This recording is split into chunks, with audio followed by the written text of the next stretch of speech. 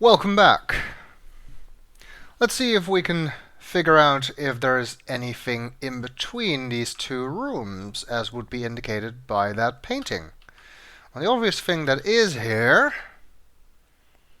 I was hoping it would point out what it's called. It's actually an armoire. Not an obvious word to think of in my case, although I think it accepts things like cupboard as well, even though it's not. Anyway, there's apparently nothing special about the walls. That's good to know. There is an armoire, though. Two old armoires rest against the side walls. Nothing important in here. Okay, so that's apparently not it. But could there be something else? Maybe one of these statues is the key. Can we move them or something? You don't want to carry a statue around. That's not what I want to do. You can't do that. Oh. Apparently not. Anything in this armoire? Just to be sure, nothing important in there either. But there is something on the floor near this one. An extra line of pixels there. So let's examine that. You notice deep scuff marks on the floor near the two armoires. Near both armoires, in fact. Even though on this side we can't actually see them in the game, they do seem to be there on both sides. So I wonder if there's something more about those armoires. You pull on the armoire. Surprise. You find that the whole armoire opens to reveal a secret door. You have found a small hidden room in the house. So there was a secret passage. And as you can see, we have access to the paintings from here on both sides. And there also seem to be doors in both the top and bottom wall. I guess that means we can use this to see what Ethel and Lillian are talking about. Is it really the mark of a nice person to spy on their friend? Oh well, we did already notice that things were a bit odd around here, so... And you do kind of need to do this if you want to have full points, so whatever. Gertie isn't deserving of any of Henri's money. Why, she's not even a blood relative. What are you going to do about it, Mother? Well, I can certainly talk to Henri about her and those two brats of hers.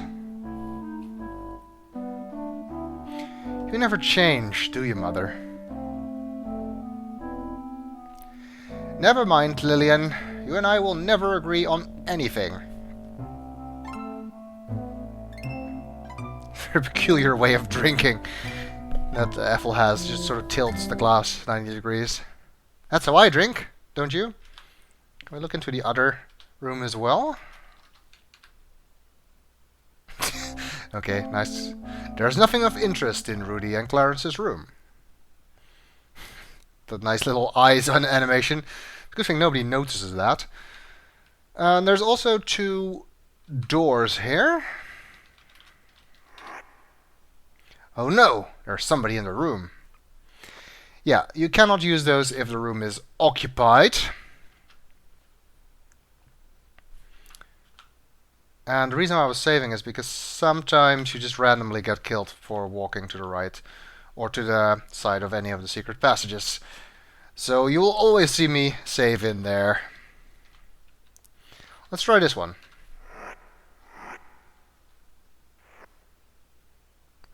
The secret panel closes behind you and leaves no trace. Indeed, it does not. So we have an extra way into the rooms, which is not all that useful, to be perfectly honest. But it's there, in case we want to use it. Let's do some more exploration. I mean, we've been in the rooms on the right, so let's check the left this time. This elegant room must be the Colonel's. You notice there's an elevator there. Here, even. And it is now 7:15, apparently. Yeah, that was not 15 minutes, but like I said, or I think I said, the clock is driven by events. Pardon, Henri, I got the lipstick on you. Aha, looks like we were right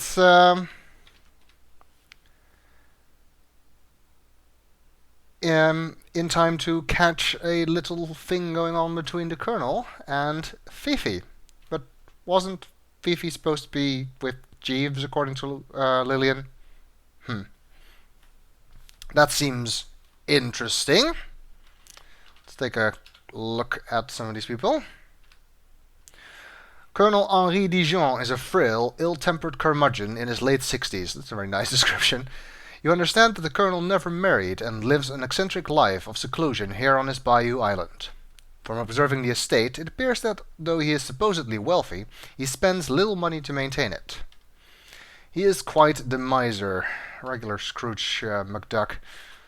Let's look again, actually, to get the current description, as always. Colonel Dijon warily watches you from his wheelchair. They nearly got an alliteration going on there. And Fifi is here too. Fifi is the Colonel's pretty French maid. Really? Without accent, she's French? How surprising. You surmise that she's probably very apt in her duties, whatever they may be. Fifi is young, blonde, and sexy. She seems to have a vivacious personality, but you can sense a certain cunning underneath it all. And all that from a first impression, apparently. Currently, Fifi seems to be looks to be busily cleaning the Colonel's room. Okay. I've developed a speech impediment. I kind of want to see, though. I'm just randomly saving here, even though there's not actually a def I want to show you. This is really a game where I will save often. Even normally, even more than normal Sierra games, that's kind of necessary here. I kind of want to see, though, what's going on between these two. And I wonder if maybe there could be a secret passage on this side too. After all, we saw scuff marks on both sides of the floor, but no painting, at least not on that side. But maybe there's one on this side, which we can't see. Yes, this game expects you to look at things you can't see. And you do actually need to look at those to get full points, I do believe. On the wall opposite the fireplace, you notice a portrait of two children. Oddly, the eyes of the little boy have a strange, vacant look to them. Indeed, the eyes of the little boy have a strange, vacant look to them.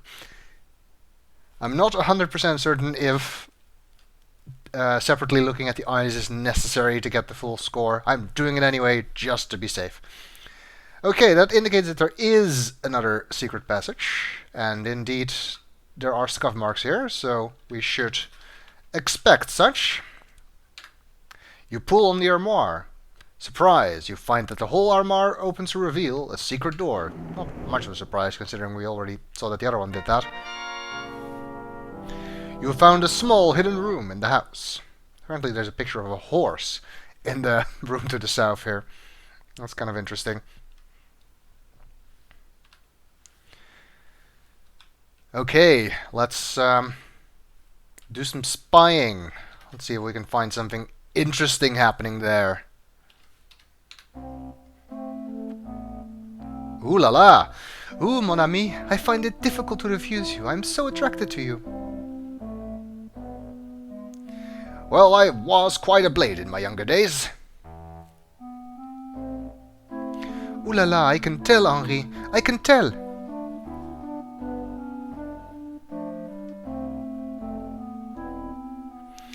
Ah, Fifi, my dear, I do appreciate you, but you'd better leave now before we're noticed.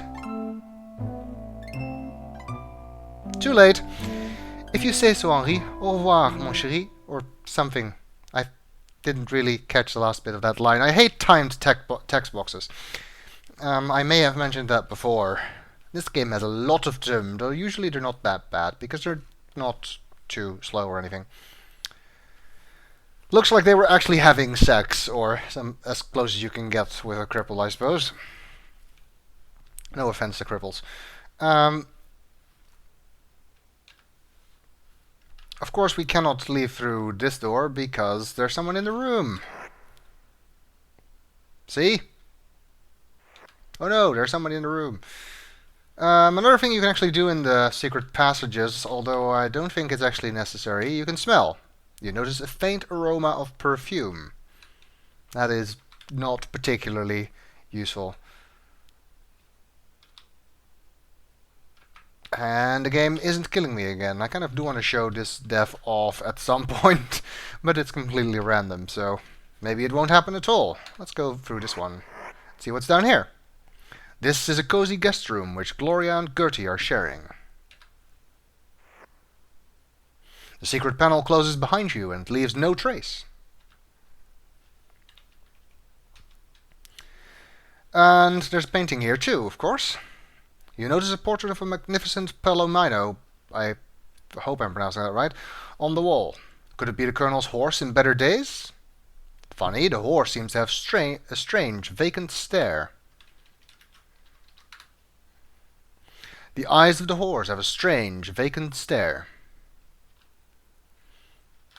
Okay, looks like we've got some more suitcases here. You notice several suitcases in the room. They must belong to Gloria and Gertie. They don't travel very heavy, which surprises me, to be perfectly honest. They're locked. The dresser? There's nothing of interest in the dresser. I just noticed, actually, that you can see the secret panel in this case, because it's the only thing not affected by the undithering algorithm that ScumVM uses, because it's a sprite and not part of the background, and sprites were pre-dithered rather than dithered on the fly by the SCI engine, so ScumVM's algorithm does not work on it. Doesn't look like there's anything of interest in this room at this moment. Let's head back to the Colonel's room, which was more difficult than I was expecting it to be. The Colonel's still here. Fifi appears to have gone elsewhere. Distrustfully, the Colonel keeps an eye on you from his wheelchair. May notice the Colonel is smoking a cigar. These kinds of things are important to notice. The Colonel smokes a small, nasty-smelling cigar. Okay, isn't the point of cigars that they're supposed to smell nice? I guess that's only true if you are a smoker. I never particularly liked how they smelled. Well, since the Colonel's here, I guess we can try and talk to them. Talk to him. Quit coming in my room, young lady. The Colonel, however, is not very sociable. I ain't in the mood to talk to you. I don't even know you. Why are you coming in here? The Colonel refuses to answer you. Instead, he sits in his wheelchair and scowls. But we can still do our usual ask about thing, which we're going to have to do quite a lot in this game. And right now the list is kind of short, because we haven't really seen everyone yet. But that will grow quickly. Let's ask about the estate first. This is, after all, his own estate. I ain't talking to you about this estate. Okay. How about Lillian? Go find Lillian. Ethel? My sister is none of your concern. Ethel and Lillian? They seem to be having trouble, so let's see if we can dig into that. You can actually make combinations like this, which we'll also need to do in a few places. They're my family, not yours. Yes, but they are my friend and her mother, so I'm concerned. How about Jeeves? The staff is my business, not yours. Leave my maid alone. Because you're definitely not leaving her alone. That much is certain. Okay, I guess we're not getting an awful lot of use out of him. But there's some other stuff in this room, like an elevator, which we noticed. It's odd to see a newfangled elevator in this old-fashioned house. But how else would the Colonel go up and down the stairs? Good point. I guess they don't have a stair lift. There's a fireplace here. The finely carved fireplaces show the craftsmanship of bygone days. Here's an interesting looking bed. The Colonel has a very elegant canopy bed. You're not the least bit tired. Never mind the fact that I just tried to sleep in the Colonel's bed. That's not important. Look mirror. The oval framed mirror is attached to the dressing table. Can we look in the mirror? You gaze into the mirror and appraise your appearance. A bit disheveled, perhaps, but not bad considering the circumstances. Can we actually look at ourselves that way? Yes, we can. You are a lovely girl of 20 with light red hair and dazzling green eyes. Though you appear somewhat naive, you are really a very resourceful girl. Unfortunately, before this night is over, your resourcefulness and courage will be sorely tested. Good luck. You're gonna need it. Ain't that the truth? It's got some knickknacks on the mantle there, like a cannon. It is a miniature replica of a cannon from the Spanish-American War, rendered in pewter and wood. Okay, nice looking cannon. There's also a vase. There are many knickknacks throughout the house. Apparently nothing of interest about that. Let's check this room. It doesn't appear that this room has been used in a long time. However, it currently seems to be the guest room of Dr. Wilbur C. Fields, which was one of the Colonel's confidants, according to the characters listed in the introduction. And, well, there's not much here. A couple of boxes. Several old crates have been piled in the corner. Can you open those? The crates are tightly sealed. Besides, there's nothing you would want in them. Yeah, there's really very little in this game that you actually need to pick up or open in that manner. But you know, old habits die hard. Let's look at the bed. The Murphy bed has been pulled down for Dr. Fields to sleep on. Upon it, you see his black doctor's bag. Yeah, you can see this bed actually collapses into the wall. And you can see it is capable of doing that because it is not undivered, therefore it is a sprite. Kind of use that to cheat on what can move or not. It is Dr. Fields' bag. What's in the bag? Since it belongs to Dr. Fields, you should leave it alone. Okay, we also cannot get it. Close the bed? You can't. The doctor's bag is on the bed. Okay, so we cannot do that right now.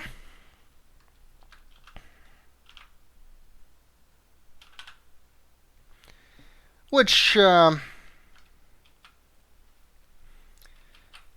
I guess doesn't really matter. Can we use the elevator?